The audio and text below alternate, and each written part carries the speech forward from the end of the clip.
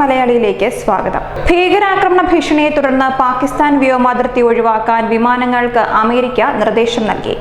വ്യാപാര ആഭ്യന്തര വിമാന സർവീസുകൾ പാകിസ്ഥാൻ തീവ്രവാദികൾ ലക്ഷ്യം വെച്ചതായി രഹസ്യവിവരം ലഭിച്ചതിനെ തുടർന്നാണ് അമേരിക്കൻ ഏവിയേഷൻ വിഭാഗം മുന്നറിയിപ്പ് നൽകിയത്. പാകിസ്ഥാൻ ഭീകര സംഘടനകളുടെ താവളമാണെന്നും രാജ്യാതിർത്തി കടന്നുപോകുമ്പോൾ ജാഗ്രത പുലർത്തണമെന്നുമാണ് വ്യോമസേന നിർദ്ദേശം നൽകിയത്. പരമാവധി പാകിസ്ഥാൻ വ്യോമാതിർത്തി ഉപയോഗിക്കാതിരിക്കാനും നിർദ്ദേശത്തിൽ പറയുന്നുണ്ട്. പാകിസ്ഥാൻ വിമാനത്താവളങ്ങൾ ഇതുവരെ ഭീഷണിയായിരുന്നില്ല. എന്നാൽ ചില തീവ്രവാദ സംഘടനകൾ വിമാനത്താവളവുമായി അടുത്ത ബന്ധം നിലനിർത്തുന്നുവെന്ന വിവരം ലഭിച്ചതായി US ഏവിയേഷൻ അധികൃതർ അറിയിച്ചു. US വിമാനങ്ങൾക്ക് നേരെ തുടർച്ചയായി ഉണ്ടായ ചെറിയ ആക്രമണങ്ങൾ ഇതാണ് വ്യക്തമാക്കുന്നതെന്നും അധികൃതർ വ്യക്തമാക്കി. അമേരിക്കയുടെ ആക്രമണം ഗൾഫ് മേഖലയിൽ ആശങ്ക സൃഷ്ടിച്ചിരിക്കുകയാണ്. യുദ്ധത്തിനുള്ള സാധ്യതകളിലേക്കാണ് സംഭവം വിരൽ ചൂണ്ടുന്നത്.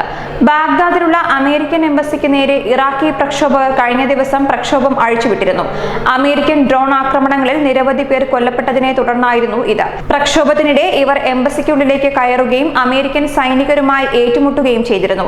ഈ പ്രക്ഷോഭത്തിന് പിന്നിൽ ഇറാനാണെന്നാണ് ട്രംപ് ആരോപിക്കുന്നത്. ഇതിന് പകരമായാണ് റവല്യൂഷണറി ഗാർഡ്സ് തലവനെ വധിച്ചുകൊണ്ട് അമേരിക്ക പ്രതികരിച്ചിരിക്കുന്നത് എന്നാണ് കരുതപ്പെടുന്നത്.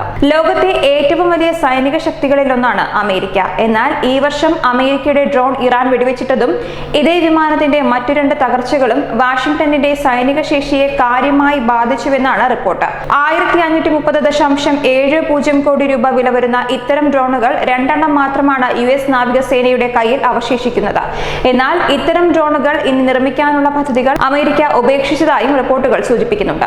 അതേസമയം ഇറാൻ കമാൻഡർ ഖാസിം സുലൈമാനി ഉൾപ്പെടെ 8 പേർ US വ്യോമാക്രമണത്തിൽ കൊല്ലപ്പെട്ടതിന് പിന്നാലെ ആഗോള വിപണിയിൽ ക്രൂഡ് ഓയിൽ വില കുതിച്ചുയരുകയാണ്. ഇറാഖ് തലസ്ഥാനമായ ബാഗ്ദാദിലെ വിമാനത്താവളത്തിന് സമീപത്ത് വെച്ചാണ് അമേരിക്കയുടെ റോക്കറ്റ് ആക്രമണത്തിൽ ഇറാൻ കമാൻഡറും സംഘവും മരിച്ചത്.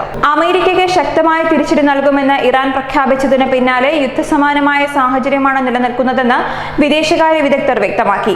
ഇതിന് പിന്നാലെയാണ് ആഗോള വിപണിയിൽ ക്രൂഡ് ഓയിൽ വില 4.4% ഉയർന്നത്.